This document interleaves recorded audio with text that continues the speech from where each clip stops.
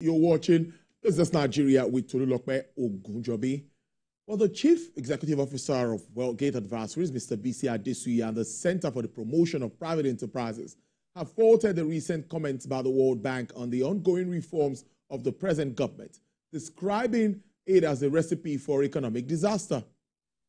Now, he said recently the World Bank Senior President Indermit Gill had declared in Abuja that it would take at least 10 to 15 years for President Bola Tinubu's economic reforms to transform the economy, and therefore advised the federal government not to relent but continue to with the reforms. Now, reacting to this development, Dr. Muda Yusuf faulted the World Bank's representative's advice, insisting that most of the global financial institutions' prescriptions do not adequately capture the peculiar factors and variables of most developing economies such as Nigeria. CPPE boss.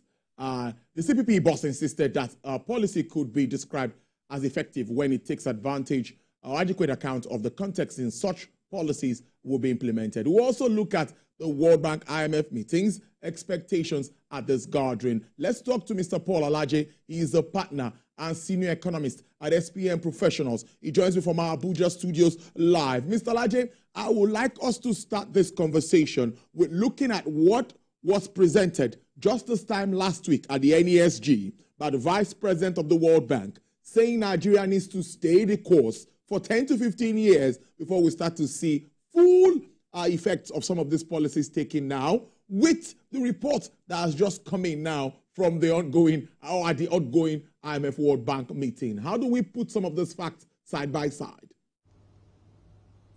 Well, thank you so very much for having me. I must first say that there are a few things I agree in the World Bank report, and I will mention two of them. First one is that government needs to cut costs for us to see the impact of the activity of government. It was recommended by the World Bank that government needs to cut costs, and also government needs to quickly accelerate support for the most vulnerable in the society. I agree with those two submissions by the World Bank in the report. But I completely disagree with the fact that Nigeria needs to sustain this policy for 15 years before we can see economic prosperity, or before we can see some sort of relief in the economy. I completely disagree with that. First, I have said time and again that you cannot devalue in an economy that is import dependent, then remove subsidy. Just yesterday or day before yesterday, I shared on my Twitter handle that there are countries who are producing crude, producing oil all over the Middle East. Most of these countries provide subsidy. The argument will be that their output is much higher than ours, and population is lower than ours. But if over the years, since 1970 till date, we have expanded investment in that sector, we might be having up to 6 to 7 million barrels capacity production per day. There are some crude, there are some fields that remain unexplored. Some of them are in Lagos, some of them are in the Niger Delta region. And I've had interviews on what should we do in order to boost what we are doing today. IMF, in the recent report, is also projecting that Nigeria perhaps will do more in terms of oil exploration to about over 2 million barrels per day. That is what IMF is projecting, because the recent report has already been released and they have some growth projection for Nigeria, but if question gets there. So here is it. World Bank major error factor here will be that World Bank is assuming that when government make more money, and it's shared fact, the local government and state government will inject those money in the economy. And as we have tested it time and again, all of us will pay attention to what is happening in Abuja and the federal government. For most state government, activity don't happen. I tell you, just recently, Lagos State launched the Red Line. That is partnering with federal government to move people from somewhere in Oyinbo, perhaps to Agbado. That's for Lagos State. FCT, we have seen all manner of road that Minister Wike has commissioned, and what is he doing? Tell me, apart from two other states, tell me which other state is having major investment in their subnational economies. I'm still looking for them. At best, most of the resources that have been received, that have been added to FARC, has really not been impacting the life of people. And that is where it's important to look at the context of the nation, to look at the realities on ground for the country, and at World Bank we need to reconsider. You know, when they said that we should wait for 10 years. I remember during Just Right Adjustment Program, we were given the same advice that we should wait a little longer. But we saw the aftermath effect, the poverty, the hunger, the deprivation that followed the policy. We saw that Argentina was given similar advice and that they should wait till today. Peso remained one of the weakest currency, and Argentina remained an economy with one of the largest number of people in hunger, in poverty and deprivation in the South American continent. So my concern here is that I don't think that that projection by World Bank is correct. I have said time and again that Mr. President and his team, we need to reconsider flotation policy. Yes, if we say subsidy is gone, we cannot remove subsidy and still be floating the currency. Knowing fully well, there are some assumptions that we don't need to assume again. They are now known. 1, our currency is susceptible to devaluation. 2, we are not exporting enough. 3, we are not getting enough from crude. 4, we are not getting sufficient remittances. So we cannot compare ourselves with India, who is getting sufficient remittances from our citizens that are abroad. That is not our realities. We need to look at our realities and protect our currency and protect our economy. And people say, no, it's old-fashioned to say you want to protect. I tell you, Kuwait is protecting. What's it called? Saudi Arabia protects the currency. United Arab Emirates protects the currency. Quite a number of countries around the world peg their currency against the US dollar. So we need to choose between the devil and the deep blue sea. For most of these countries, what they've done is, don't let us sink the economy. Let's face the devil eyeball to eyeball. And what do we need to do? We need to boost our reserve, which is my recommendation to President Bola Tinubu. How do we boost that reserve? That should be our attention. Not to devalue the currency right now, not to leave it to flotation.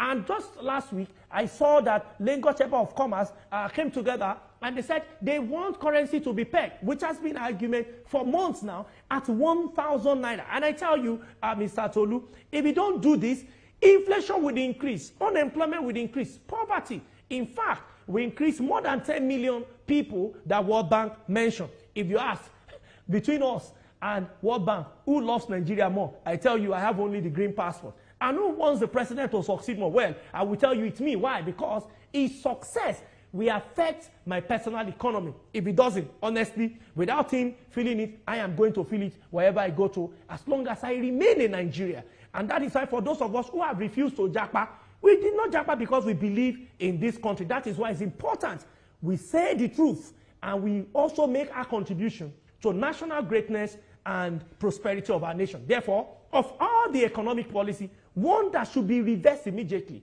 is that flotation of currency. And you may want to interject. Let me interject, Mr. Alaje. Hello, Mr. Alaje, can you hear me? I can you hear me, Mr. Good. Allow me to interject here now. Now, you're saying that we need to still manage our FX market. Is that what you're saying? What is the justification? What would be the justification for this, considering our economy? And the same World Bank commended the CBN, saying they've been able to do well. Reserves are up about $2.8 billion US as at yesterday, standing at about $39 billion at the moment. We also see that debt service has reduced from about 90-something% to 67% at the moment. The government is also getting more revenue. Now, my question to you would be, what will be the justification for bringing that back? Do you think that it won't just be like reversing, and that is what many are saying shouldn't be done? No, at what cost? Debt service reduced from 98% to 68%. But half a year, authority shows that we have spent 6 trillion naira to service debt. Half a year, this year alone. 6 trillion naira. So when you talk about the percentage, you have to talk about the actuality. Listen, last year, we gave 3.3 trillion naira for subsidy. And we said, no, it's too much. We all agree. How do we reduce it? Let's remove it. If 3.3 trillion service and we're projecting 6.6 trillion was the reason why we removed subsidy, I am telling you that this year we have in fact spent 6 trillion naira to service debt. So which is which? which is better. Let me tell you why we have crisis in the last administration that the president inherited. It is not because we pegged, no. It is because we printed over $50 billion worth of naira. That is why our currency became worthless. Because when you print money without producing value, you're actually devaluing your currency. So that administration committed own goal. You were pegging, but you were printing. If you are pegging, you must wrap up with productivity. That is what the administration inherited. And in solving the problem, you don't cut your nose to spite your face. What we should be doing should be energy put together towards improving exports. I have not seen that. Positive signaling. I'm happy, I think around February or March, when we started talking about positive signaling, because it's not all the things we can say on air, on viable TV like this. The central bank picked it up, and I saw some of the impact of positive signaling. That drove naira from 1,900 to 1,100. But it stopped. It kept going up again. Because positive signaling is a short-term measure. We need to walk the talk to now make sure that it settles around 1,000 naira. But that never happened. And I must be fair on the central bank governor. It's not his job to promote productivity. We have Ministry of Industry, Trade and Investment. We have someone in charge of exports. What are we doing? We have National Orientation Agency. I've seen their efforts recently, but they need to do more. So if we don't signal positively and hard enough, the currency will let loose. Even though what we hear, the perception and impression in the mind of many is that naira we always devalue. Let's keep it in our pocket. Naira we always devalue. Let's change to dollar or any other hard currency. No country grows like that. That is why I have said, personally, and from the point of research, it does not support a developing country that is import dependent or likely an importing nation to continue to float the currency or devalue. If we were China and we're exporting, now Nigeria wants to devalue like China but does not want to produce like China. When China comes to mind, what comes to mind? Production center of the world. When Nigeria comes to mind, what comes to mind? We used to be agriculture and crude. What happens to our crude? From 2.1 million barrels a day, it reduced to, according to the National Bureau of Statistics, 1.4 million. Agriculture, we have boundary trees to deal with. We have insecurity to deal with. So what is the basis of devaluation? Because in economics, for every policy objective, there are expected policy outcomes. What is the outcome? What are we expecting as a result of the policy? Is it that we will have more in terms of savings, in terms of money to be shared at FAC? What we don't know is that we cannot clap with one hand. Once you do that, budget will also increase. And as budget increase, we will need to increase remuneration for staff or for civil servants. So how do we build such economy with this kind of lopsidedness? That is why the recommendation will be, we need to do something about flotation. And to do this, central bank alone will not do it. We will need all stakeholders, manufacturers, key service persons, Nigerians in diaspora, Nigerians at home. How do we boost our reserve? That is the conversation. And I have a few points. First, crude oil that is stolen. They say that we now have more reasons why that theft should stop. Because if we are able to wrap up our oil production to 2.1, and IMF is even projecting 2.4, if you're able to wrap up with 2.5, that's 1 million barrels a day. That's more than $25 billion. Add that to 38 that we have. It's enough for us to peg the naira for a year. And it's not that inflow will stop. So we can peg by fighting corruption, oil theft, and encouraging investment in that sector. But what happened to other mineral resources? Until they become an item in the budget. And I'm looking forward to when by December or November or next month, when the president is presenting his budget. By the way, I've been expecting the president to present his budget around October, but maybe we do it in November.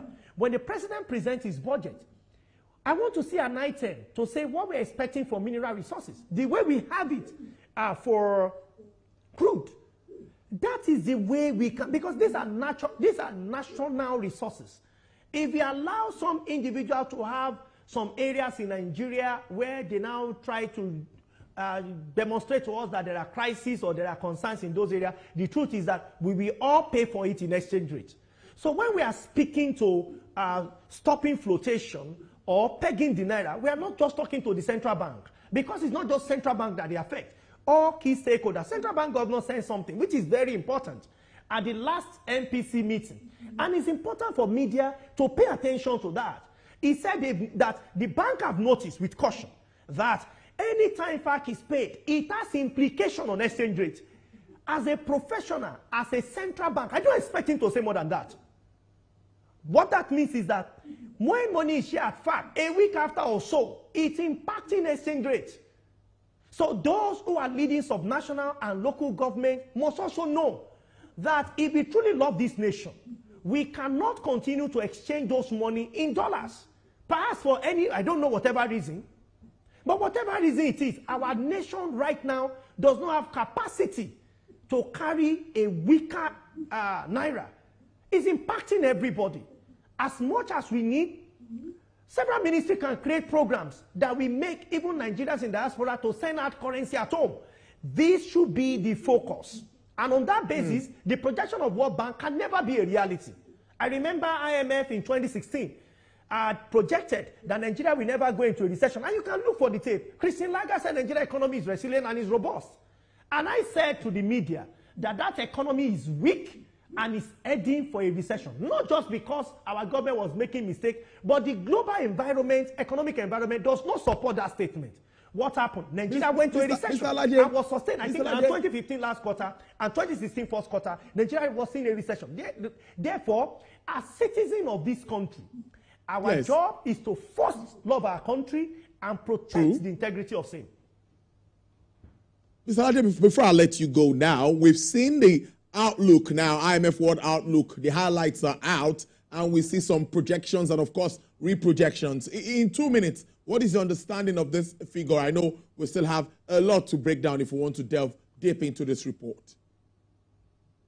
Well, IMF is saying that Nigeria is expected to grow about 3.6 and about 4.2 in 2025. They're expecting growth to remain the same because in spite of what is happening around the world, that they don't think it will affect so much in sub-Saharan Africa. But there is a caveat IMF is worried about, that economic activity in the first quarter in Nigeria is slower than expected. That should tell us something. What could be the sluggishness or what has caused the economic activity in Nigeria, because this is no longer a projection, it's a reality, from January to June. Why is economic activity slower? Maybe if we have more time, next time, we will look at this and break this report down and look at what we should be doing or what we are not doing right now, this moment today. Mr. Paul Alaje, it's always interesting having you on the show. Thank you so much, and do enjoy the rest of your day. Stay safe. Thank you so very much for having me.